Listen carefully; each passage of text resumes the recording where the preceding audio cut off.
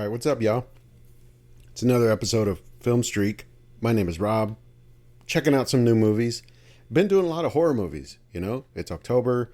It's that time of year. You just want to get into some of the genre stuff and just see what kind of weird and crazy and scary stories are out there. You know, and a lot of this lately has been looking at either series of films or genres or even, focusing on a filmmaker.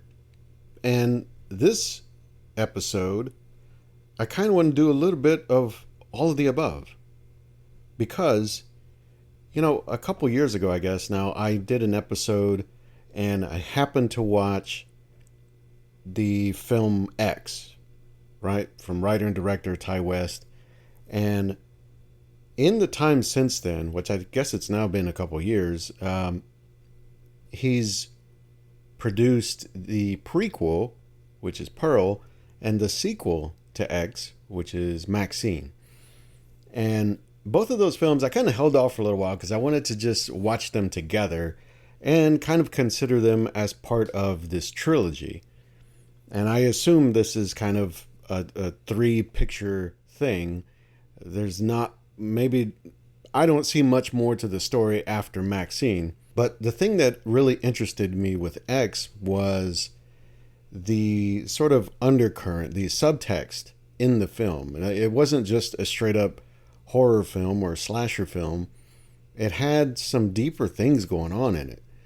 And it didn't even occur to me really that the main driving force of that film, of this whole series of films, is Mia Goth and her performance as Maxxxine and as Pearl.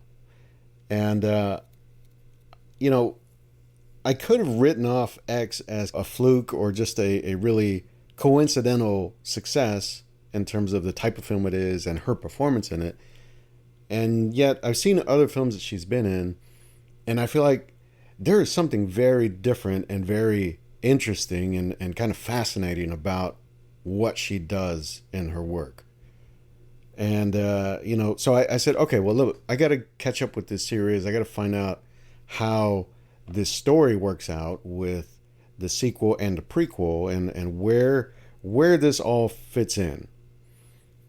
And so watching Pearl, it's very interesting that Ty West isn't making them a traditional type of series or franchise even, of films that hold a certain standard and they have a single distinct voice or tone or style. I mean, these films could not be more different from each other in terms of some of the, conventions that they're working with, even some of the visual choices, the storytelling and pacing choices. It's a really unique approach to telling the story that it's something I'm kind of drawn to. This idea of looking at a character, or in this case, a couple of characters, over the course of years or the course of different eras, different periods, or just different points in life. So in Pearl, we have a film that focuses on the character of Pearl, who is in X, who is the old woman, and we see kind of her backstory, her beginnings, and even to the point of her being a young girl and the sort of upbringing that she has with her mother and her father living on like a farmhouse, and this sort of isolated and remote type of perspective of the world that she has. She's kind of removed from everything, detached from society and from what's out there. And so her character really builds an interest and is intrigued by the possibilities and the opportunities that could be out in the world. And so she starts to, we see her as a young woman, as a teenager, and you can see there's that sense of like, this is someone who is hungry, who wants to have more in life. And that story of Pearl is her starting to take those first steps. And then because of the situation with her family, her mother is very kind of overbearing and domineering and very strict. and her father is ill and needs constant attention and caretaking. And so it's a tricky situation for a young person to be in, where you're pulled in different directions of wanting to be responsible or helpful for your family, but also wanting things for yourself that are outside the family, outside the home, outside of your city or town or the place that you're from. So this is a film that it doesn't really seem like it would tackle things like that if you're looking at it as just a horror film or even just a period film. But the way it illustrates that struggle for the character and even for the situation she's in, I really like the way it works. I like that it harkens back to some of those styles of filmmaking and storytelling from eras past, whether it's films from like the 30s and 40s or, it just has a real kind of vintage, not necessarily aged, like it doesn't feel like an old film, but it feels like it has a very kind of throwback vibe to it. Even down to like the opening titles, the way they kind of, they wipe onto the screen. They don't just appear.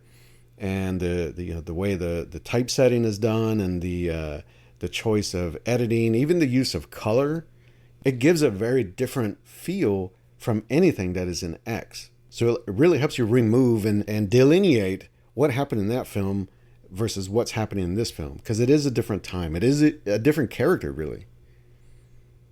And as this film goes on and we see this character of Pearl really start to come apart and sort of devolve into this monster, let's say, we even see the subtle things like the change in Mia Goth as her appearance changes. And it's really subtle. It's not super obvious. But, by the time we get to the end of the film, she's gone from the bright and shining young girl into someone who is kind of defeated or there's like a cloud hanging over her. And the more interesting thing to me, I think, is the change in her voice. It's something to keep in mind too. Like I'm not really up on a lot of Mia Goth's work. I've talked about some other films that she's been in on this podcast. I think, what was it? Infinity Pool she was in, and there was another film, and I just remember in some of those, it seemed like she was making some very big, bold choices, and in terms of her performance, but also in terms of her delivery and her accent and her tone. And I forget that the voice that she has in X and the voice that she has here in Pearl and even in Maxxxine, it's not her normal speaking voice. Is that she doesn't have like a southern kind of a Texan or like a southwestern accent or twang or anything. Not even American, right? She has kind of a British, higher pitched way of speaking. And so to see her in interviews, it's like, wow, okay, no, this person really is doing something big. Even though it's not calling a lot of attention to itself, because it's not brash, but it is different. And it's consistent. I mean, throughout all three films, like we never really get the hint like, oh, this person isn't even American or doesn't speak with an American like dialect. I think it's pretty strong. And so to see like the level of commitment, not only to that aspect of the performance, like the look, the voice, but even the physicality of it. There's a certain part of this character, especially in Pearl, that is supposed to be youthful and is supposed to be energetic, but is also kind of repressed and held down. And so to make that pivot throughout the film, to show both sides of that, show that range, when it really gets like when this thing does start to turn into like a horror film and murders start happening, there's something about the way Mia Goth turns that. It really works. Because it's not like, well, I don't buy this now, like this little girl is turning into a killer. And I know she's not a little girl, but you know what I mean, this teenager or young adult.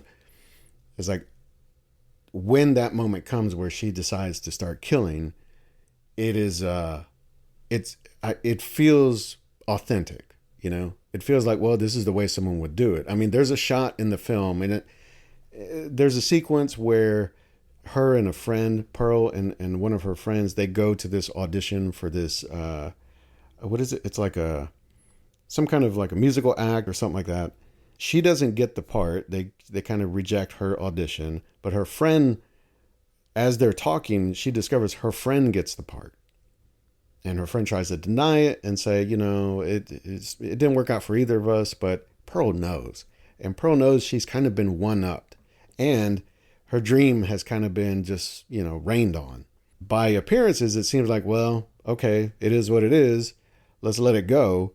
But as her friend starts to leave or is basically like walking away, we see Pearl pick up an axe and just start to walk after her. And then it turns into like a run, and she's chasing her friend, and then just starts bringing the axe down. And it's one of those things that in just one scene, I think it's all in one shot, you see just a turn, and it becomes horrifying because you see like, oh, here's this person who maybe you're not sure about, maybe you're kind of uncertain. Like, are they really meaning what they say? But then it turns into like straight murderous rage, and she goes on a rampage. And that moment, I mean, there are a couple other moments like that where you see this character turning. For me, it sold it. For me, it works.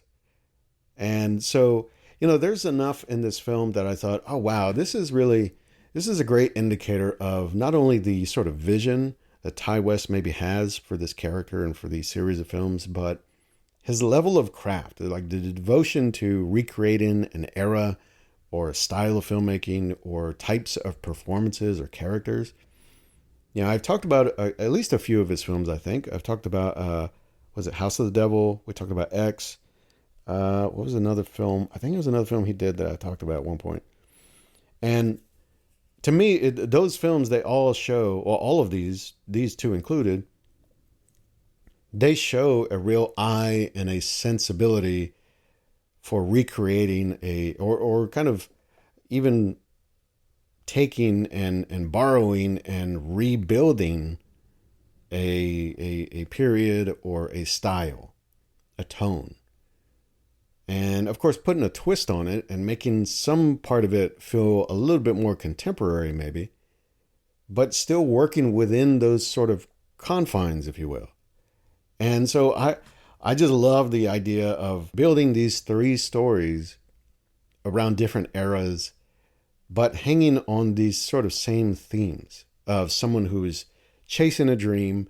They're ambitious and they're not willing to take no for an answer, and they're going to do whatever it takes. That kind of thing, right? It's not necessarily a theme, I have a big interest in terms of stories I guess gravitate to, but I understand it. And so to just find new ways to approach it, to tell a story, to build a character on that, these three films are pretty interesting examples. And so when you get to Maxxxine, that's where I feel like here's just another choice. It's like this film, we're out of the 70s. We're not in X territory anymore, but we're following that character that survives everything in X and her career, her sort of rise to stardom or her attempt to find stardom in Hollywood. And so, I think originally I might have thought, oh, well, we're going to follow this character out of X. This is a character who, they were there in this farmhouse or whatever to make just a low-grade adult film, right? And I kind of thought, well, the next step in this character's story is we're going to see that aspect, right? We're going to kind of explore her kind of maneuvering her way into that industry and that culture and all that. And that on its own has got plenty of room to do a lot of disturbing and weird and strange things and put this character in some really maybe dangerous or terrible situations, right? But this film, Maxxxine, it just bypasses all that. It's like we're like way down the road now. We're like 10 years down the road or something. We just skipped the most obvious path. And now we're finding this character already have, I guess, a career or a following or a reputation in the adult film industry, and now she's trying to break into like Hollywood, like legitimate, mainstream films or whatever. And so a lot of this is removed from that world and that sort of side of what this character's life would have been. And we're starting to see her interact with maybe some more familiar faces and more familiar territory. Like if you follow anything about like Hollywood as an industry or as a culture, you see things that seem more relatable or recognizable. And so that's where I think this film, it recreates that era of like, I think it's like 85, somewhere in the mid 80s, because you've got the music and there's a great selection of music in the film. Really all three of these films actually, but this one, I guess it's because this music I recognize, I grew up with listening to. But there's a great selection of music in here, and it really kind of sets the tone and sets a sort of a time and place for a lot of when this is happening. And I'll give it another thing is, I just did this episode on giallo films, and I did an episode 2 years ago, and that kind of opened my eyes to a lot of the sort of signature, whether it's camera work or use of color or editing or even just like the fashion and the sort of types of characters. And this film, I feel like it either pays homage or it tries to work in some of those things that you would recognize from giallo films. Whether you've got the killer dressed in black leather, wearing gloves and a hat. I mean, that's straight out of, I don't know, half a dozen or more giallo films from the 70s and 80s. And then you've got this really intense use of color and camera work and lighting. And then you've even got this strange sort of, to kind of give a little bit of the film away, there's this aspect of like either serial killer on the loose or this satanic cult kind of thing, like running underneath the film the whole time. And I just feel like that's straight out of giallo territory, And I love it. I love the idea of like an homage to that kind of thing. You could even say that there was it Last Night in Soho from Edgar Wright like a couple years ago. I feel like it kind of did a similar thing. It kind of drew on some of those either references or it was certainly influenced, I feel like, by those films from that era. And so this one, it mixes that kind of thing, but also with this kind of fast life, living in the 80s and the drugs and the music and just the film industry and how that was all changing in that period from, the films of the 70s into the blockbusters and the sort of franchise culture of the 80s and on. I thought it was really interesting to set this character in that world because this is a character who's clearly not only got already some troubled things going on in her head, but then this is a character who also is carrying all of that trauma and the the experience of what happened in X, right? With meeting Pearl and her situation and all of the people that she was with, the friends or the crew or whatever, like seeing all of them killed, right? And surviving all that. And how does someone come out of that? And what is the baggage they carry? And, I got to say, the only thing that I can't really disagree with it, I guess, because it does make sense. But the thing that I kind of felt like was a little bit too much of like not really a convention, but a cliche that the film relied on was when we get to the end of it. And we get to the end of Maxxxine and we see where her story is kind of taking us and who is this killer that's on the loose that is probably stalking her or trying to find her. And we find out who that is. On one hand, I was kind of interested in seeing like what's really behind that. Like this can't be the answer. There's got to be another answer behind that. But on the other hand, I was like, well, I feel like people would see this coming. I mean, if you've watched X and you paid close attention, and even if you saw some things in Pearl, I think you would kind of figure out where this film is going and who the killer is and what's the answer to the mystery. So that was the only thing. It's not like I'm disappointed necessarily, but I just kind of feel like it wasn't as big of a reveal or surprise. Either way, I mean, it doesn't necessarily take away from the film because it does kind of complete the arc for the character and for these 3 films, I suppose. But it is, it's an interesting kind of wrap up to everything that starts, I mean, I guess chronologically starts in Pearl, and some of the themes in it of ambition versus repressive culture or family trauma, and how those things either you carry them through time, through your life, or you try to run away from them and they catch up with you anyway. I think everybody can relate to that. Now, the fact that it's all kind of wrapped in this horror film genre, wrapped in these period pieces, and then wrapped in this dynamic performance by this one actor in all 3 films, I think that's a pretty neat hat trick to pull off. So, kudos to Ty West for doing that.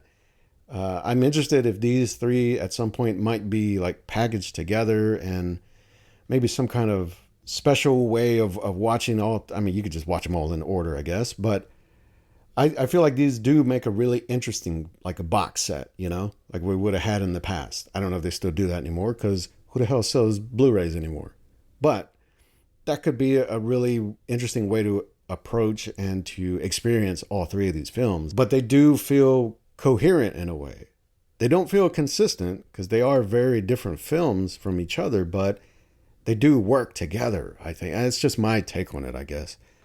But I appreciate the craft, I appreciate the sort of commitment to the vision and really taking the assignment seriously, of not pulling punches or cutting corners. Like there really is, I mean, especially in Maxxxine, I think, where we see Maxxxine in Hollywood, right? Like on the streets in Los Angeles. And it's, from my eye at least, it's pretty seamless. Like to recreate, I mean, it's kind of like Once Upon a Time in Hollywood, recreating like 70s or late 60s Hollywood, Los Angeles, like faithfully and to a T. It's no easy task. And there's enough of that in Maxxxine where we're seeing like Los Angeles, 40 years ago.